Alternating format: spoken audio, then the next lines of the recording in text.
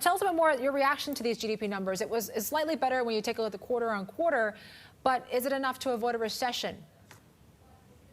Absolutely not. The question was whether today's number was actually going to be negative. There was a very small chance that it could have been somewhat flat or even a tiny positive, but it's cemented now that we have a negative quarter, and we know that June is just going to be an horrendous quarter, the worst.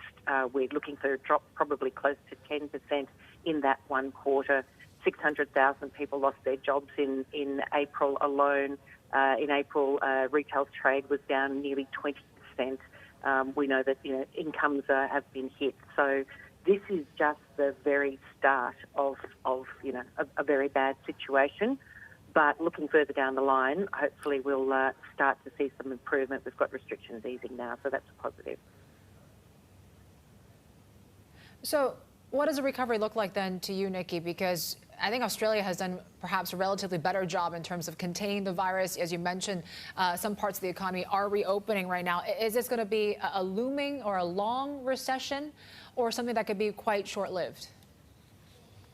Look, I think it's still going to be relatively long-lived. Even though we are opening up, we're seeing people go back into restaurant bookings are already at 50% of their pre-COVID levels. Everyone's desperate to get out and try and have a more normal life. That said, though, a lot of businesses have done it extremely tough, and lots have closed. Even though we have a JobKeeper program to try and save some jobs, support for wages, lots of people have lost their jobs, 600,000, as I said, last month alone. When businesses start to come back, there are still some restrictions in place. There's still some distancing. And so they're not going to replace that labour, take them back on as quickly as they shed them, unfortunately. So we don't see unemployment peaking for quite a few years, in fact, now.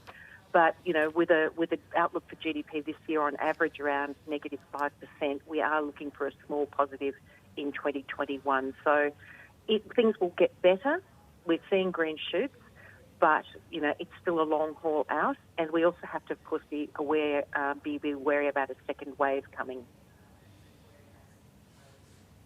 Yeah, those green shoots, how dependent are they on the support that we're seeing, the fiscal support, and also the monetary policy support we've seen from the RBA, which, of course, kept rates on hold earlier this week?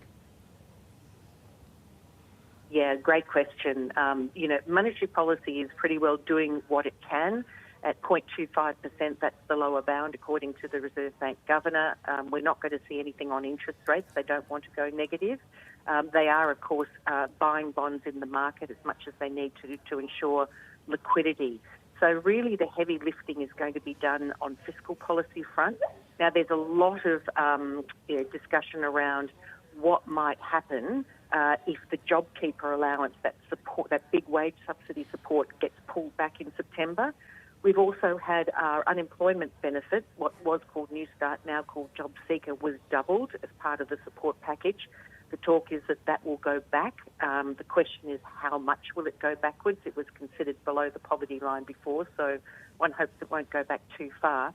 But withdrawing that support, if that all came off the boil in 1 month in September, that could detract something like 2.5, 3 percentage points off growth in the September quarter. So the government needs to be very, very careful, and they are trying to plot a smoother path out, not just pulling the rug out from under that support. It has been critical to keeping some level of support for retail and consumer demand. And how much of a headwind do you expect to be felt on the economy there from these tensions between Beijing and Canberra? Yeah, look, it's very unhelpful, isn't it, to have these war of words, rather, that clearly are having an impact on our trade, and barley and meat. Fortunately, at the moment, those, whilst it's bad for those particular sectors, it's in terms of the entirety of our exports to China, it's still a relatively small percent. But I'm hoping that, particularly focusing on what's going on in the US at the moment, that's providing a bit of a distraction and maybe allowing tempers to cool a little bit and to get back to the negotiating tables. We do not want this to escalate. it is a concern, of course, that as the global economy goes into recession, that we will see more trade barriers rise. This is what we tend to see. We saw it after the GFC, the global financial crisis. So we do want to be we are wary about that. But I certainly hope that diplomats can get back on top of the situation soon and start to cool those tempers. And Nicki, back to negative rates. You mentioned that Governor Lowe has been resisting negative rates, but you're starting to see central banks like RBNZ, Bank of England, are actually seriously considering this option right now. And for the RBA, it was 6 months ago when we heard Lowe say that QE was not on the agenda, and here we are. So how long do you think the RBA can resist not going into negative rates? Yeah, look, I think they see this as the absolute last straw. And look, there's a lot of debate among economists as to how, worthy it is, whether it's a meaningful action. It is very hard to, it's obviously good if you free up more credit and you make more credit available, but at a lower cost. But there's a big question mark over whether there would be a demand for this, an increase in supply of lower cost credit. Businesses have pulled back their investment. That was negative again in the March quarter. Business confidence is not great. Consumer confidence, it's come back a little way, but it's still very, very low. Making people or giving access to credit to people is not necessarily going to get them or businesses to spend or invest. So it's really not something, and there are unintended consequences that in terms of financial system fragility, which the Reserve Bank Governor is concerned about. So I think it is very much a last resort. Look, never say never. As you said, we didn't think they'd go down the QE path, but no one thought that the economy would get this bad. I think as we come out of into the September quarter, if we can see continuing support from fiscal policy, hopefully we won't need to go down that path.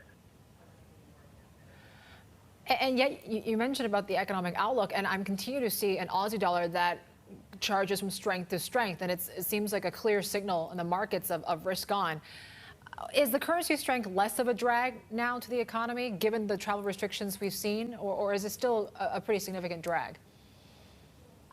Look, it's still a significant drag, although, of course, all of us are remarking how the recovery is not so good, given we can't go overseas and get more value out of our currency. But, exports are still a massively important part of our economy. Net exports actually added 0.5 percentage point to growth in the March quarter. They really underpin our economy and have done for a number of years now, when domestic demand has been quite weak, even before we had drought and bushfires and now COVID. So it's a really important sector, and that competitiveness is very important to us. That said, a lot of what's driving, of course, the positivity is around iron ore prices and things that are outside the norm, particularly what's going on in Brazil. So, the Reserve Bank, I'm a bit surprised they didn't mention it yesterday. I think if it continues at these levels, it will be something that they will be concerned about and be looking at over time. But, we have definitely rallied more against the US dollar than we have against other currencies. Part of that's relative bond rates, of course. Part of that's the iron ore price. Part of it's just what's going on in the US, of course, at the moment with those, terrible social outcomes.